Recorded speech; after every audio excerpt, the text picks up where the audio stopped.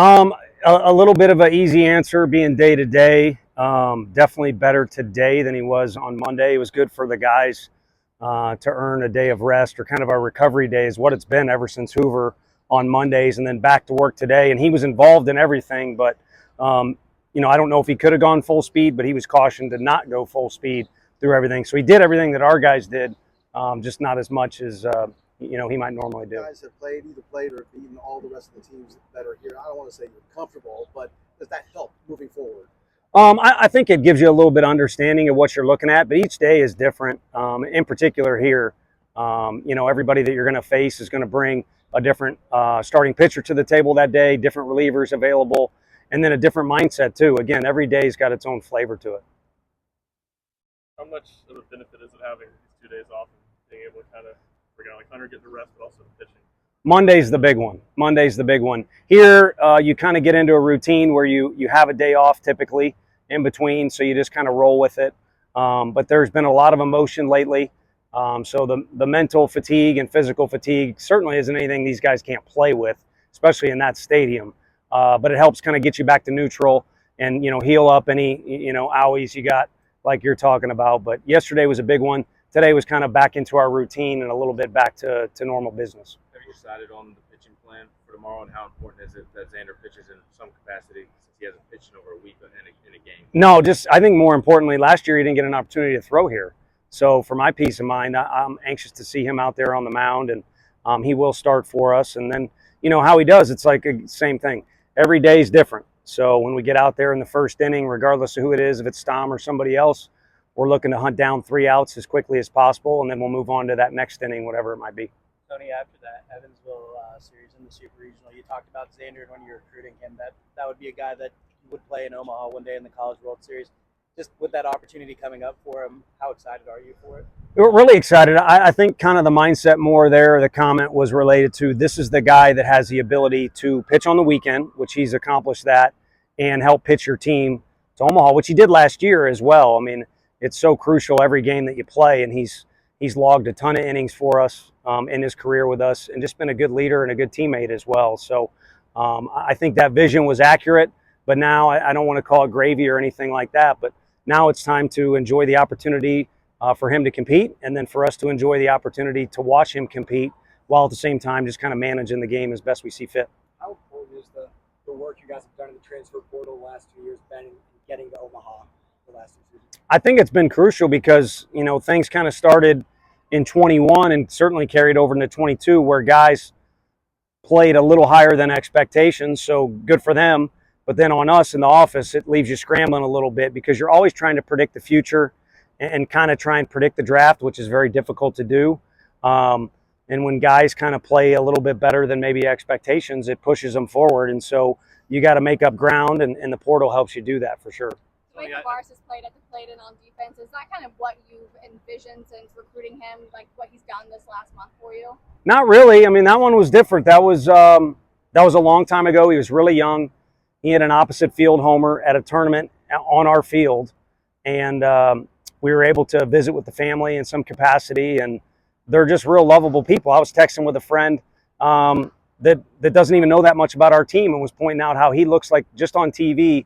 He seems like a great kid, and hit the nail on the head with that. And it comes from that entire family, including his brother that's always at our games.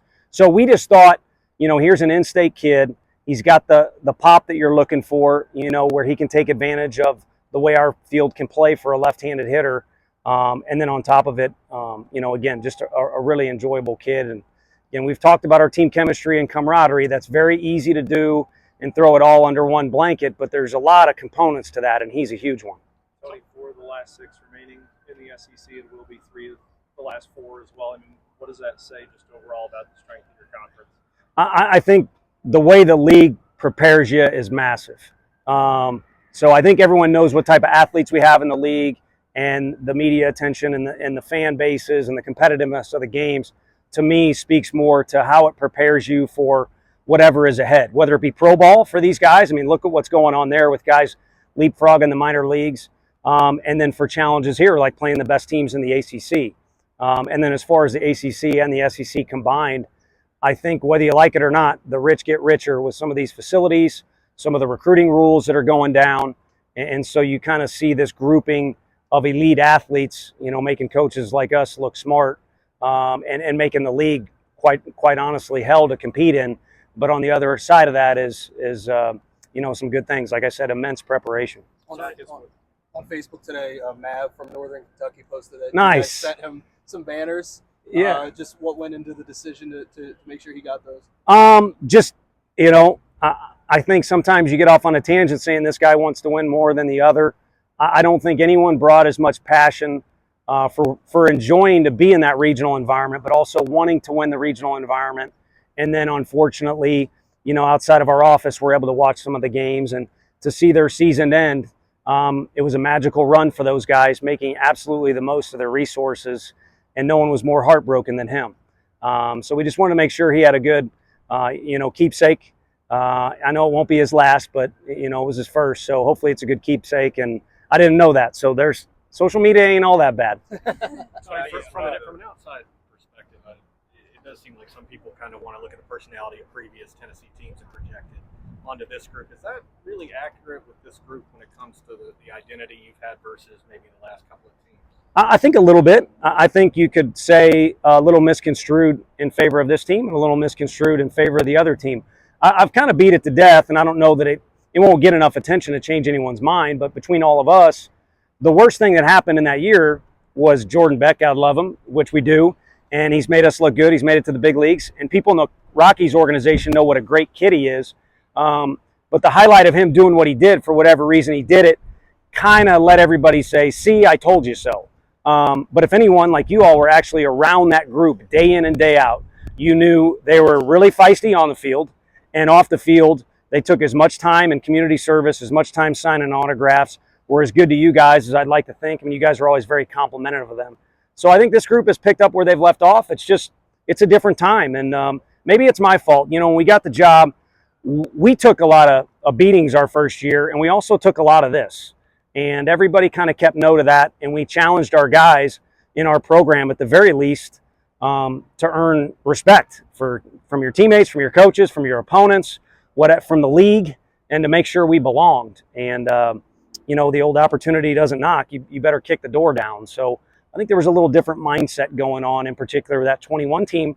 They didn't win as many games, but those guys did some things where we had to say in the locker room, let's tone it down a little bit, appreciate the intensity. So kind of some thoughts to that. Tony, guys, the other day, who were some other guys that the Thunder's not in center field that you have confidence in? KT, Reese, Backus is shown in Lexington. The ground he covered and running into the wall was shades of what Ensley's capable of doing. And Dylan's been out there, Dylan's been really good for us in left field, but he's been out there. I trust Christian Moore at a very high level on the infield. So while he'd like to be out there to show his athleticism and it's fun for him to run around, I think we trust him on the infield too much. So there's a lot of guys. I mean, you've seen us use all the outfielders we have used this year. The only one I'd take out of that group is Charlie Taylor. We're just not going to do that again. Anybody else? Tony, you talked about Christian saying he could go play center field. He played shortstop first part of the year. I mean, what does that say about that player at that level to your best player in many respects, to be that versatile and want to be that versatile? Yeah, it's huge. And we talked about 22. I mean, if you got, right next door to genius is sometimes insanity, is kind of, I think, kind of how the phrase goes. And some of those personalities in there are guys that really want to win, and it comes out in a bunch of different ways. So again, regardless of what portrait you want to paint of any of our best players, the thing we have going on is the guys with the most talent also have a lot of work ethic, but definitely have the willingness or attitude that you want, very receptive to coaching and willing to do whatever you ask them to do. So if he's doing it, then everybody else should certainly be doing it as well, and vice versa. So it's kind of a nice go around in the locker room.